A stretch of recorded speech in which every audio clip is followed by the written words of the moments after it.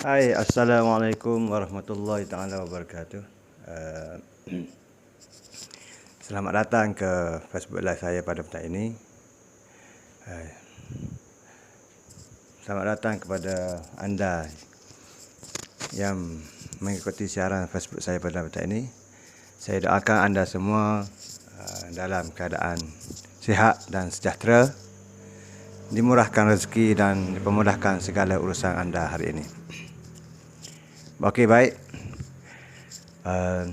Cadangan saya ialah untuk membuat Facebook Live pada petang ini untuk berkongsi tentang kelebihan manfaat emas kepada kita. Sebelum itu, saya nak memperkenalkan diri saya dulu. Saya Azmi Hamid dari dealer aktif salah sebuah syarikat terkemuka di Malaysia, iaitu Public Go. Kepada anda yang masih belum menjadi friend saya ataupun yang masih follow dan Facebook saya, anda dijemput follow, iaitu Azmi Hamid. Facebook saya iaitu Azmi Hamid. Okey, baik. Pada petang ini saya nak berkongsi kelebihan manfaat emas terhadap kita. Sebagai seorang Islam, sebagai makhluk Allah SWT, yang pastinya kita tahu bahawasanya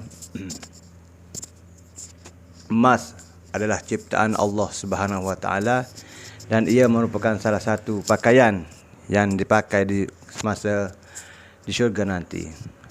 Okey. Manfaat emas kepada kita sebagai manusia, iaitu emas.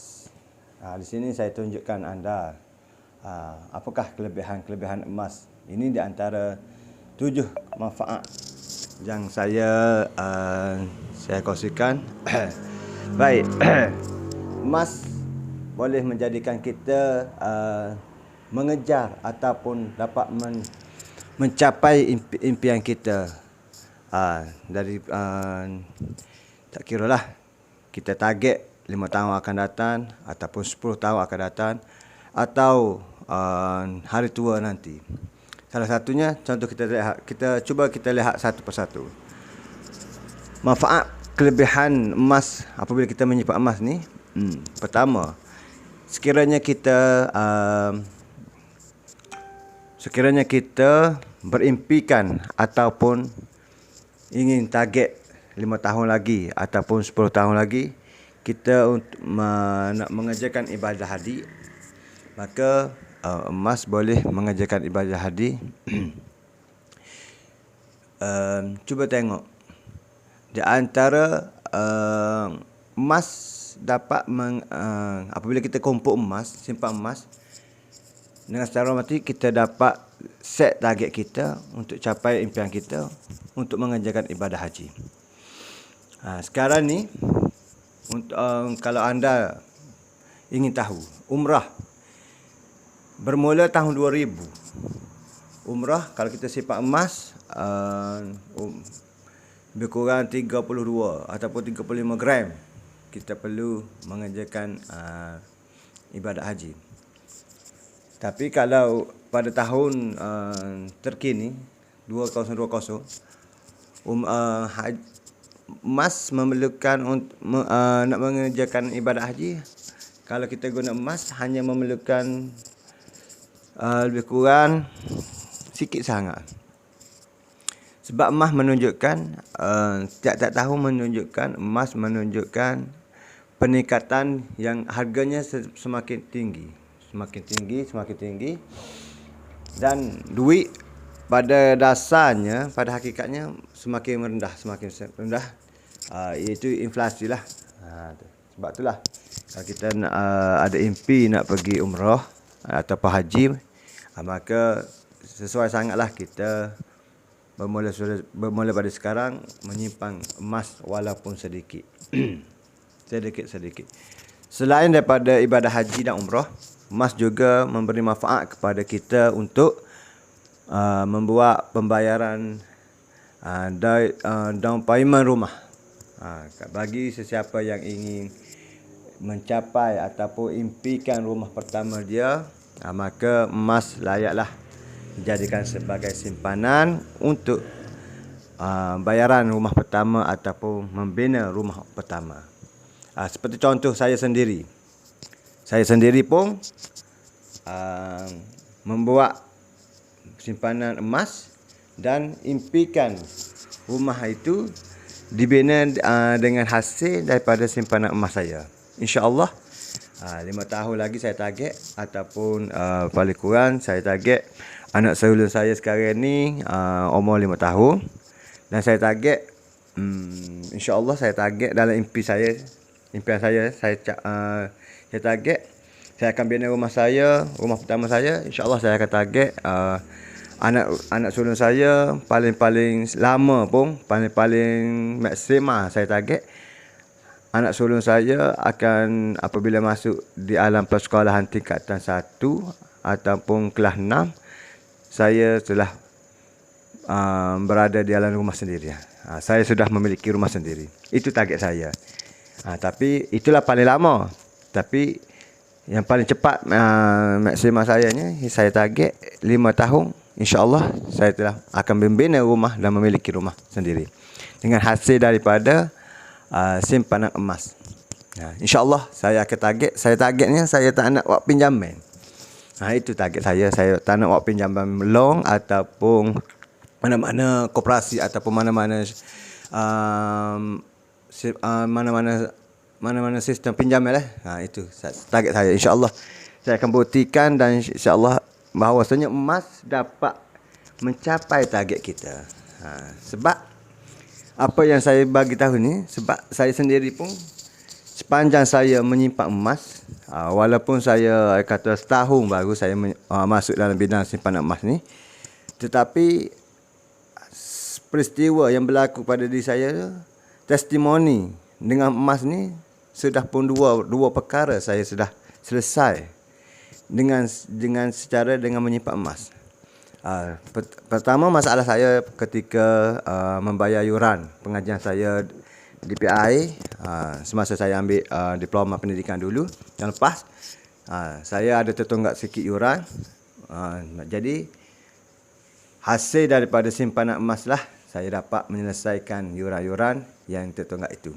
Kedua, terbarulah pada bulan PAS saya membeli satu lot tanah untuk didirikan rumah insyaAllah rumah pertama saya lah, dengan hasil daripada simpanan emas juga, tanpa membuat pinjaman mana-mana bank ataupun mana-mana koperasi. Alhamdulillah. Itu. Jadi insyaAllah target 5 tahun akan datang lagi, kita akan bina rumah hasil daripada simpanan emas.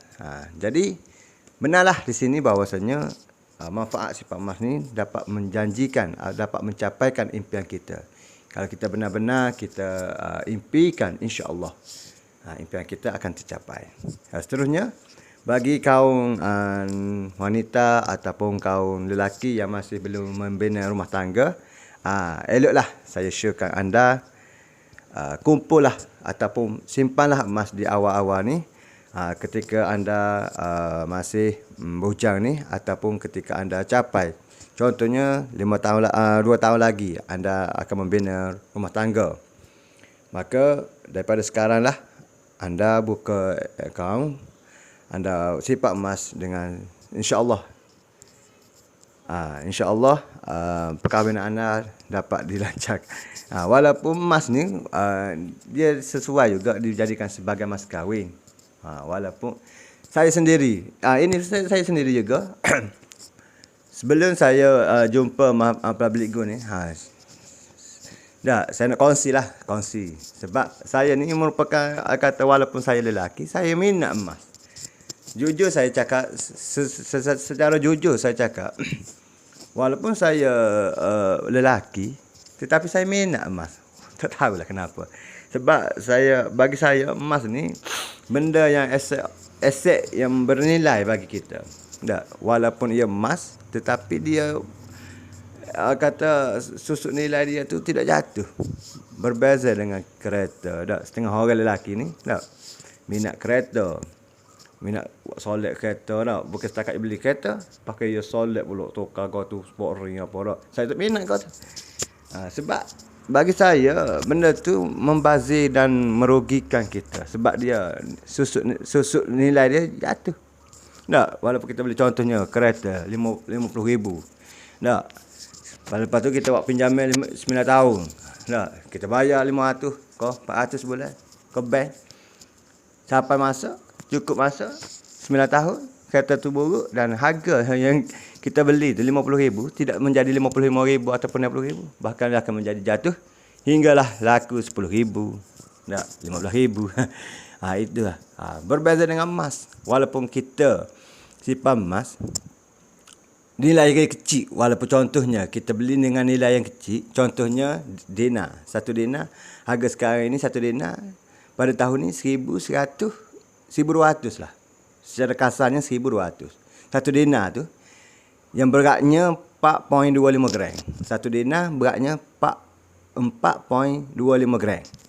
Kita beli pada hari ini, tahun ini. Dah, nak banding dengan 9 tahun akan datang, bahkan harga itu 9 tahun akan datang kemungkinan akan mencapai kepada 2,000 atau 3,000. 3,000. Tak mustahil akan menjadi 4,000. Ini perbezaan di antara emas dan benda-benda yang lain. Seperti kereta tadi contohnya. Jadi saya syukurlah kepada anda yang bujang dan baru dapat kerja, simpanlah emas. Dari awal-awal lagi simpanlah emas. Ketika usia muda ni lah kita nak simpan aset kita. Sebab emas boleh sesuai dijadikan sebagai aset. Emas. Jadi simpan, jangan tertangguh. Yang seterusnya pendidikan. Emas juga boleh memberi manfaat kepada pendidikan. Sebagai seorang ibu bapa, saya sendiri pun sebagai seorang ibu bapa, kita buka akaun anak-anak.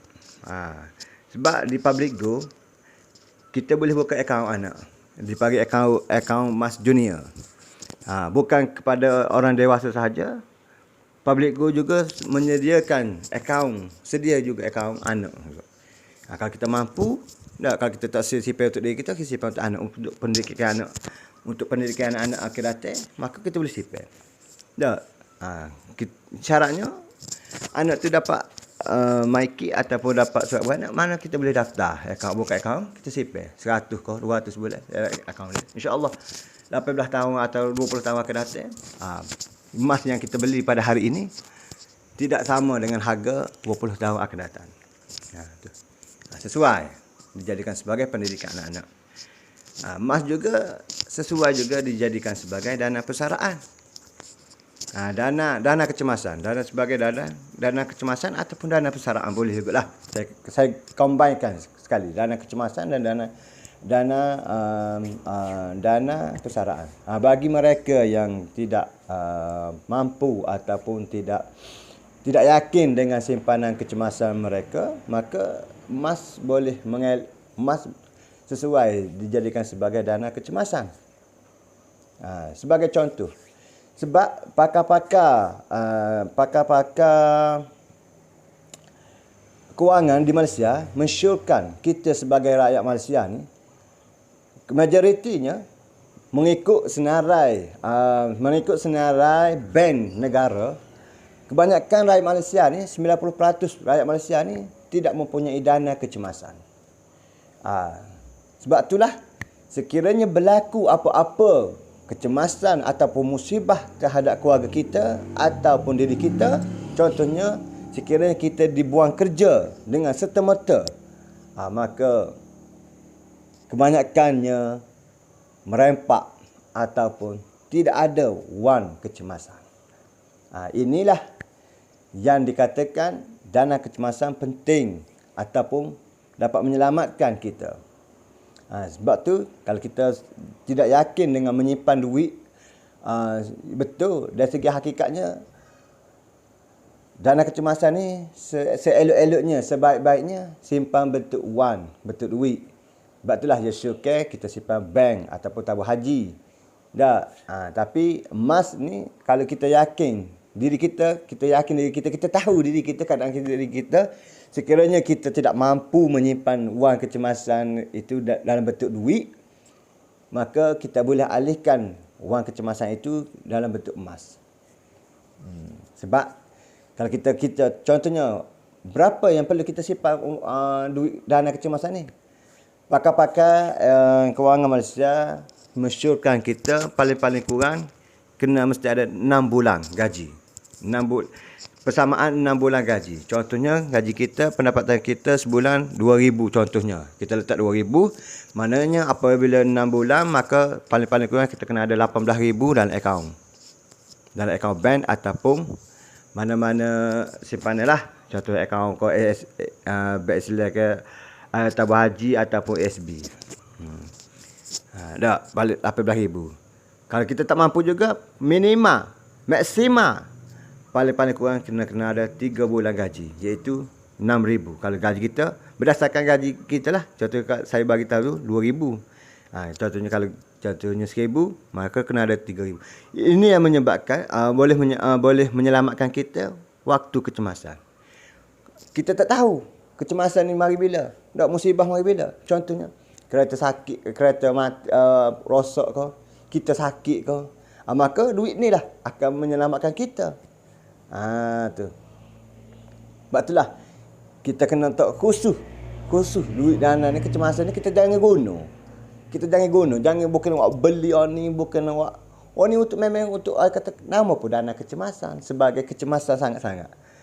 Contohnya kalau kita ada anak sakit tengah-tengah malam dak. Kita tak ada duit, maka dana kecemasan ni lah dapat membantu kita untuk bawa klien anak. Itulah maksud dana kecemasan. Balik-balik kurang kita kena ada 3 bulan gaji. Tu. Jadi kalau kita tak mampu, tak yakin dengan diri kita boleh menyimpan duit tu dalam bank, maka kita alihkan dana kecemasan kita dalam bentuk emas. Tu. Seterusnya, zakat. Emas juga memberi zakat. Emas memanglah manfaat emas ni, sipai emas ni, kita tidak boleh lari daripada zakat.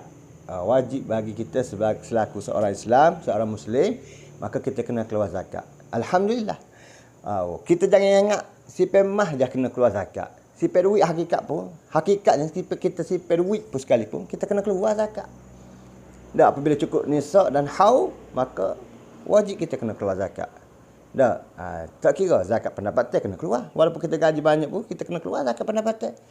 Dah, zakat pertanian, zakat peternakan, dan segala zakat-zakat banyaklah. Dah, bukan zakat fitrah sahaja. Zakat fitrah tu waktu memang wajib dah bagi seorang-seorang. Tapi zakat ni dan salah satunya zakat emas.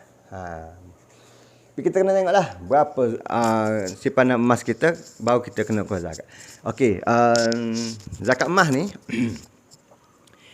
apabila kita simpan emas goba, emas ni emas 999 ni. Emas ada dua kategori, emas perhiasan dan emas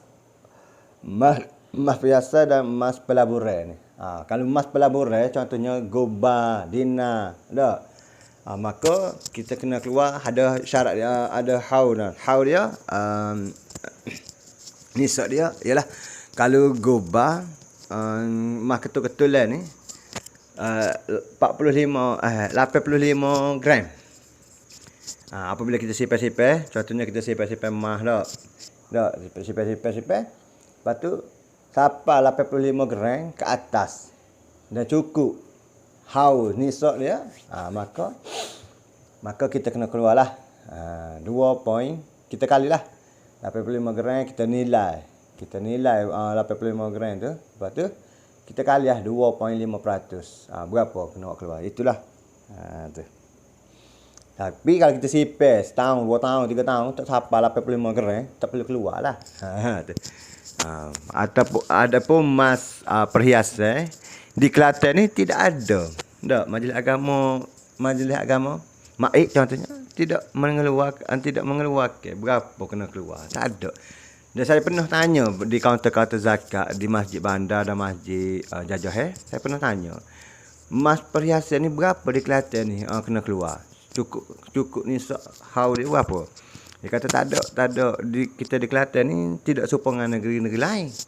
Tak, kena ada negeri lain Selangor berapa? 1 gerai kau, 80 gerai kena keluar. Ataupun di negeri lain. Di Kelantan ni tidak ada. Cuma dia bagi tahunya sekiranya cik nak keluar zakat, cik bolehlah keluar. Cuma tengoklah. Sebab dia kata dia bagi mudah lah. Sebab emas perhiasan ni, dia syarat dia apabila selagi kita pakai dalam masa setahun tu kita pakai emas, maka kita tidak wajib keluar. Lepas tu dia kata tengok jugalah, kalau benda emas perhiasan ni dia kata sebagai pakaian wanita. Jadi pakaian kita tak nak keluar zakat gitu. Jadi saya pun tidak boleh nak bagi meletakkan lah berapa, tak boleh nak kongsi lah sini berapa. Jadi saya boleh bagi tahunya emas 99 ni dia syarat dia 85 gram. Kita sipil 85 gram, maka kita boleh itulah keluar. Itu emas perhiasan lah. Baik, tu zakat. So, akhir sekali ialah modal. Emas juga sesuai jadikan modal perniagaan. Sebab itulah kita tengok peniaga-peniaga tak. Contohnya kita pergi pasar Khadijah, pasar Siti Khadijah di Kota Baru. Orang nego sayur, orang nego ikan, orang nego macam-macam tu lah. Macam-macam orang di dalam pasar tu. Kita tengok set-set nego tu, Allah, mah lah kakak ni, sofa, Allah. Sebab tu lah. Kelantan pun dia senang ni dengan dia suka dia. Orang Kelantan, macam rakyat Kelantan ni memang suka sipil emas ni. Memang suka beli emas. Tak, walaupun kata tengok COVID-19 ni sudah hampir 2 tahun dah. Tak, kita telah masuk fasa kita telah masuk pandemik ni 2 tahun dah. Tak, tapi mana tepat yang ramah kalau tengok Allah, kalau kedai emas dekat Allah gen susu kedai emas. Nak royaknya rakyat Kelantan ni kaya kan emas. Memang dia minat.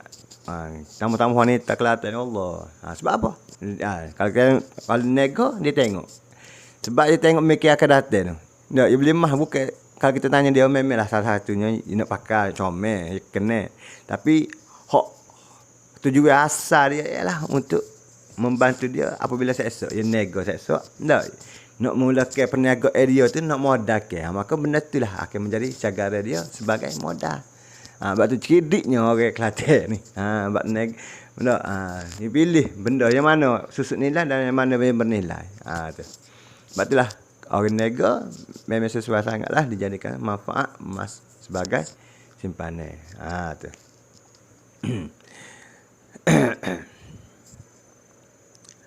Dan seterusnya cuba sahabat tengok, anda tengok semua. Emas ni walaupun kita katalah emas ni tak masuk dalam kubur. Ustaz, emas ni bagi dunia tak masuk dalam kubur. Betul. Tak, tapi dunia pun tengok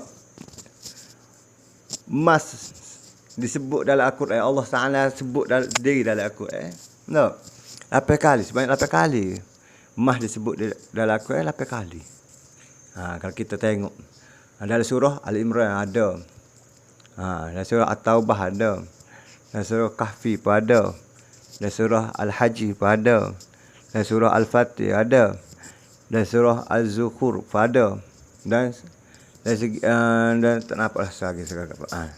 Yang pentingnya 8 kali Allah sebut emas di dalam Al-Quran. Maknanya emas ni memang bernilai, memang sangat-sangat bernilai bagi kita sebagai hamba Allah dan sebagai insan. Kalau kita hayati betul-betul, emas ni memang bernilai sangat, memang sangat-sangat bernilai untuk kita. Sebab emas adalah hasil daripada perut bumi. Emas ni mari mana? Daripada perut bumi. Ya, mana apabila benda tu mari daripada perut bumi, benda asli, maknanya benda tu daripada Allah Taala cipta. Berbeza dengan duit. Duit kerajaan yang manusia cetak duit. Sebab itulah duit. Kalau kita tengok negara-negara luar, duit ni ada setengah negara mana sehingga kan berlambak duit. Dalam tu siapa? Tak laku nak ayatnya siapa kau tahap tu. Inflasi. Dan duit ni juga terhad. Dah di negara kita je laku ringgit Malaysia. Cuba kita pergi Thailand. Ringgit Malaysia tak laku dah. Bahkan kita kena tukar pula duit. Kena tukar kalau kita nak beli di Thailand. Contohnya kita nak pergi golok, kena tukar dah duit kita. Berbeza dengan emas. Emas ni tidak boleh tukar. Pergi mana-mana pun. Dunia sekalipun emas tetap bernilai di seluruh dunia. Inilah nak kayaknya kelebihan emas berbanding dengan duit. Sebab itulah kalau kita betul-betul ambil manfaat, fikir molek betul ni bahawasanya emas ni boleh mencapai impian kita, maka kita bertindaklah. Maka saya syukur anda bertindaklah emas ni. Anda bertindaklah menyimpan emas dari awal lagi. Tu. Dan kita tengok sekarang ni. Dan kita tengok seterusnya gambar seterusnya kita tengok. Cuba kita tengok. Tu tengok.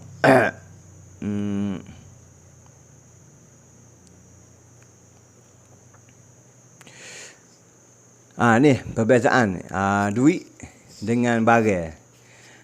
Berbeza. 50 dulu tu tak tahulah. Zaman berapa tahun ke berapa tak tahu. Setak dengan saya tu. Saya denya dengan saya zaman saya kecil je. Tu nombor 2 tu. RM50 yang nombor 2 tu. Tu nak ayat. Nak ayatnya 50 tu dengan barang kita boleh beli tu je. Berbeza dengan tahun 20 dulu tu. Tahun 70, 80 dulu tak. Kalau 50 besar nilai dia. Tengok kalau pergi pasar raya cukup dah. Bawa 50 cukup dah. Penuh troli. Lah ni kalau nak pergi penuh troli cara tu kena beratus lah. 200 tak cukup lagi cara tu. Kata lebih kurang 400 500 tu. Nak ayatnya inflasinya. Nak ayatnya berbeza duit ni inflasi dia gitu mol. Tu. Itulah nak ayatnya kekurangan duit. Semakin tahun semakin jatuh duit kita, inflasi. Ditelang oleh inflasi lah kata. Gitu.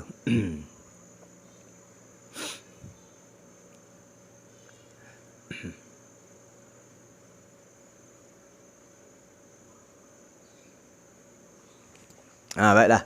Ini di antara 3 orang ni pakar-pakar kewangan ataupun pakar-pakar pelaburan. Tu contohnya Aziz Ali. Aziz Ali ni di antara orang yang pakar kewangan Malaysia lah. Dia pakar salah orang top di Malaysia. Mana kalau kita nak buat seminar pasal kewangan ke apa, dia layak. Mana dia pakar dalam kewangan tak. Mana kalau dalam TV sekalipun nak jemput dia pasal nak cerita pasal kewangan ke apa pun, maka salah seorang dia merupakan salah seorang yang tersohor jugalah tentang pakar kewangan. Dia cadangkan kita sebagai rakyat Malaysia, sebagai rakyat tak, kena sipir 10% daripada hasil pendapatan kita. Tu Robert Kiyosaki ni 25%. Mereka malah ni 50%. Sipir apa? Sipir emas daripada hasil pendapatan kita. Tapi kalau kita tak mampu nak ikut 25%, 50% tu, mana kita ambil secara mudah saja, kita ambil 10% daripada hasil pendapatan kita. Contohnya kalau kita pendapatan kita dapat 1000 contoh gaji kita. Mana 10% maknanya 100. 100 wajib kita kena alihkan simpanan kepada emas. Tiap-tiap bulan konsisten insya-Allah. Untuk apa? Untuk kita membina kekayaan ataupun membina mencapai impian ataupun menjadikan sebagai tabung persaraan di hari tua nanti. Emas layak dak dijadikan sebagai saya bagi tahu tadi lah daripada awal tadi. Kelebihan-kelebihan ataupun impian-impian tu. Mana kita alihkan pendapatan kita 10% kepada emas. Kita tukar duit kita kepada emas, bentuk emas. Insya-Allah. Suatu hari nanti emas itulah dapat membantu ataupun menolong kita untuk mencapai impian ataupun mencapai matlamat kita. Jadi kepada sebelum itu saya nak kongsikan satu video. Ni di antara salah seorang orang Soho jugalah kalau di Kelantan ni enggak tak, Syekh Muhaizat ni. Apa dia kata tentang emas? Wanita kena pakai emas. Wanita kena pakai emas molek sebab nak kawal diri dia. Kenapa lelaki tak boleh pakai emas? Kerana emas ini mengurangkan syahwat nafsu. Lelaki ni kurang dah, tiba-tiba pakai emas dia akan jadi kehodang lagi. Maka wanita ni dia kuat, maka dia kena pakai emas untuk kontrol nafsu dia tidak terlalu kuat. Pakai emas sikit tak apa dah. Pakai wak cincin ke, sutah ataupun buat loket ke. Dan di antara kelebihan emas ni boleh tarik duit. Nampak kalau duk saja tak mari juga. Tetapi emas ni dia punya aura dia, antaranya kalau ada emas ni tubuh dia boleh menarik duit. Rezeki jadi murah. Nampak. Sok tak mana taklah emas di tubuh bini kita sikit tak apa dah. Tu kelebihan emas. Tak.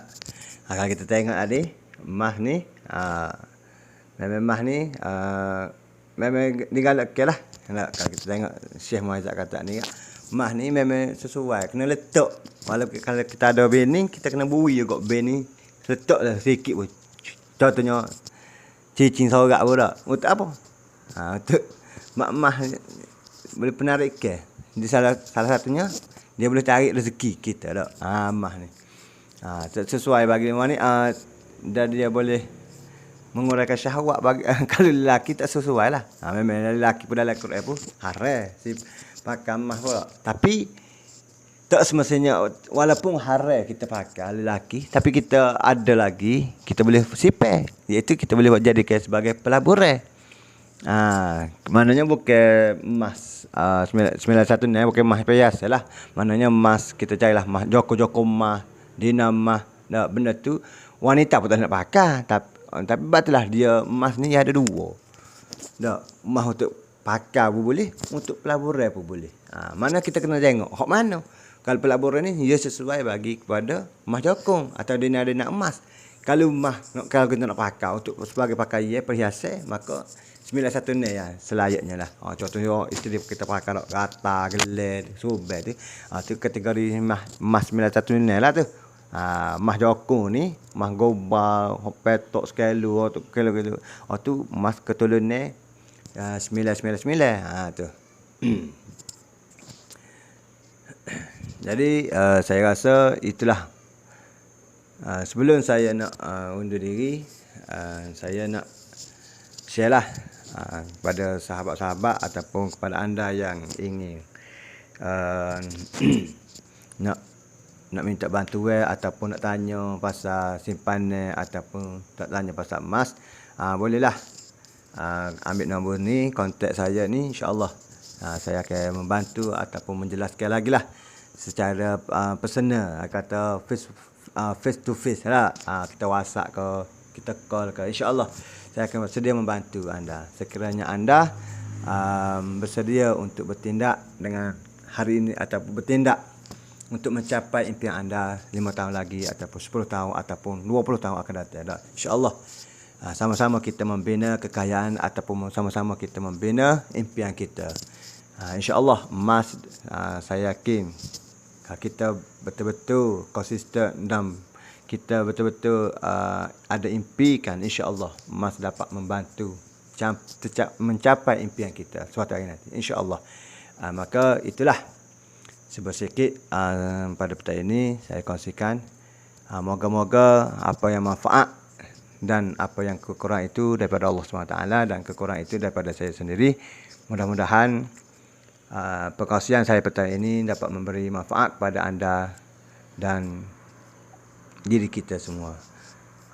Sekadar itulah untuk perkongsian petang ini. Saya akhiri dengan perjumpaan dengan live saya pada ini. Wabillahi taufiq wa hidayah. Assalamualaikum warahmatullahi taala wabarakatuh. Jumpa lagi. Bye bye.